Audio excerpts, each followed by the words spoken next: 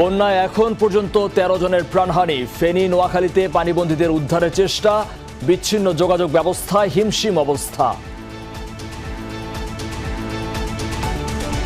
আমরা পরশুদিন সকালবেলা ফ্যামিলির সাথে সর্বশেষ কথা বলছি, এরপরে কথা বলা কোনোভাবে সম্ভব হয় নাই। এখন আমাদের পর্যাপ্ত পরিমাণ খাওয়ার দরকার। আমরা তো বাসিয়ের মা বাপ তো আরেকজনের বাসায় নিয়ে দিয়েছি। গোমতীর বাঁধে হঠাৎ ভাঙনে তলিয়েছে বুড়িচং সহ কুমিল্লার কয়েকটি উপজেলার বিস্তীর্ণ অঞ্চল। চট্টগ্রামের বিভিন্ন এলাকায় ভোগান্তির শেষ নেই দুর্গতদের।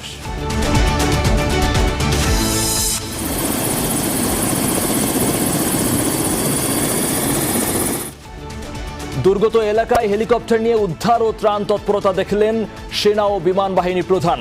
দুর্গম এলাকায় ছুটে বেড়াচ্ছে